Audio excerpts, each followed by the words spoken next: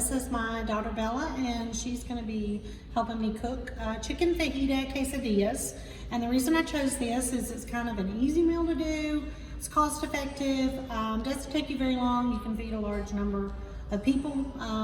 So I'm going to start out by I use about a pound of chicken breast. You can use more or less depending on the size of your family. So once you get your chicken thawed, you're going to slice it up into little chunks, about this size, I guess. You can also make this dish with steak, but obviously we're trying to be a little more cost effective, so we're using chicken in its place.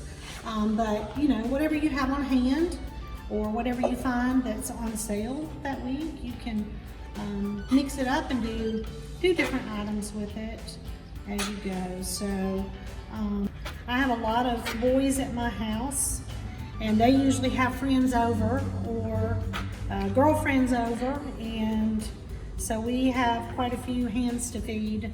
So I like making dishes that I can add to, and I'm even going to put up a side dish of Spanish rice, a recipe for it that you can do at home to add to it. And Bella, if you'll come over and show what I usually mix with it. You can choose to do your own spices. I like McCormick. McCormick's one of my favorite brands. And so I just purchased the fajita mix from McCormick, and I take my chicken, all in that bowl, and then pour that over it and mix it.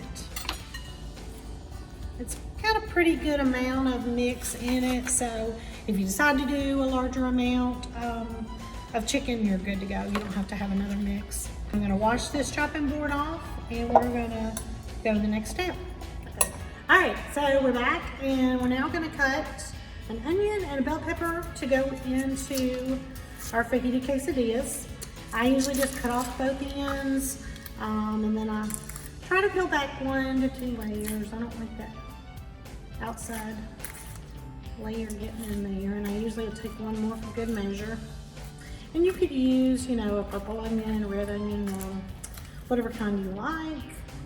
I just have a white onion today, so basically I'm gonna cut this in half, and then I'm gonna do it in half again because I wanna do like little strips since we're doing fajitas. Let's slice that. And then do the same with this. All right, so we have our onion. Gonna take our excess and slide it over. And then we're going to do our bell pepper. And I like to do it just like in long strips. I generally will cut even the bottom and around the top. It just gives me a few more slices that I wouldn't have had otherwise. And just cut off that fleshy inside and slice them up. All right, so that part is done. So basically your prep work is all done, and now we're gonna move on to the skillet and do the cooking, and then that'll be good. All right, so now we have everything chopped up. We're ready to start. I turned the skillet, the high on about medium high, and I'm going to put, I don't know, maybe a couple tablespoons of oil and get that hot. And once you got your oil hot, we're gonna add in the chicken.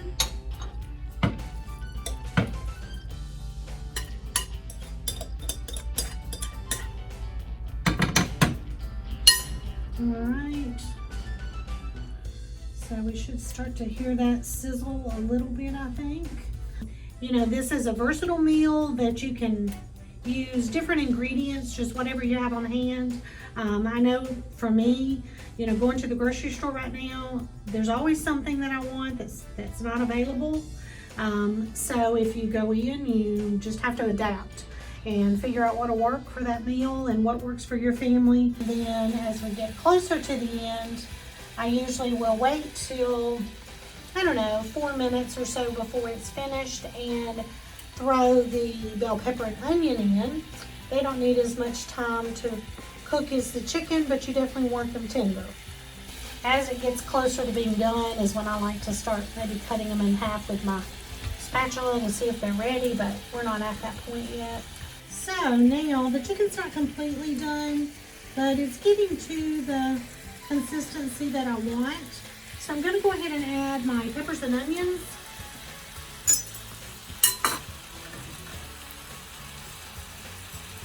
And that way, by the time the chicken is completed, hopefully my peppers and onions will be as well. Got a good mix in there. And we want those just to get tender. Don't want it to be super crunchy when you bite into it. Okay, so it looks like it's about ready. I like to, generally, I just use my spatula and chop into the chicken because if it's done, it's tender and should just cut right into it. So I'll do it like that, but if you have a knife on hand, obviously check it, make sure your chicken is completely done. And then, you know, make sure your peppers and your onions are to the tenderness that you like. And then we will move on to the next step. Okay, so I have transferred my chicken to another bowl. So I take flour tortillas, I heat the skillet up. Sometimes I'll put butter in and make them a little crispier, but you know, it's healthier not to do it that way. And we're gonna, for time constraints as well, we're just gonna heat it up a little bit in the skillet. And then we're gonna flip it over. All right, and we're gonna put our ingredients in. Now, if you have someone who doesn't like onions, you can pick those items out, you know, just put your meat on here like that. But for today, we're gonna say we love everything. So we're gonna put the onions and the bell pepper, and then we're going to add a generous amount of cheese. Okay, now, in the recipe, you'll notice that I put Fiesta cheese or, you know, a blended cheese, which I like much better. I like for it to have like some of the white cheeses with it, but when I went to the grocery store, they didn't have that. This is what they had. So we're going with cheddar cheese. And it'll taste just fine, but if you're able to get the kind that has the white cheeses, you know, then I like that better. It just gives it a little more variety of taste. And then we're just gonna flip that over, make us a little taco looking shell. And once we feel like that's good and heated on that side, we will flip it over. I'm gonna put my finger there to get it over. There we go. If you're making the Spanish rice to go with it, you can be doing that in these in-between times. Or if you have a helper like Bella, then you can have her doing your Spanish rice while you're doing the fajita quesadillas. So once you got your cheese melted, take it up and start on another one. And we serve ours different ways. I usually cut it up into 2 or 3 pieces. And some of my family likes it to dip it in ranch dressing. Some dip it in salsa, and some use sour cream. So you can do any of those or all of those with it. You could even put salsa inside the tortilla and have it cooked in there. I've done that before as well.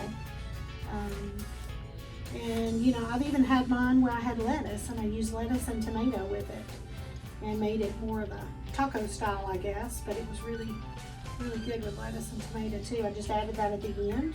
In my house, I just ask around how many does each person want, and I make that number. But there have been times when I've made extra and they do heat up well the next day.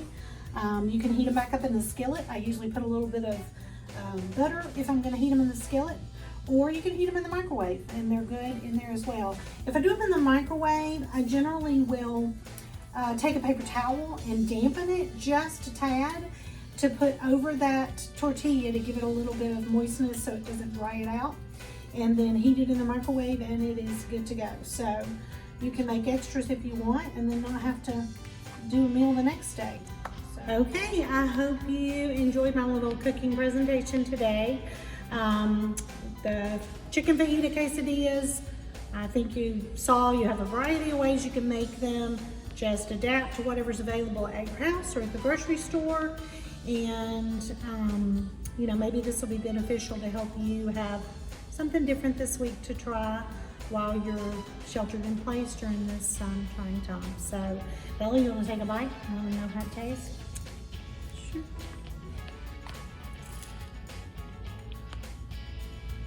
It's good. All right, thanks so much. Thanks for spending a little time with me.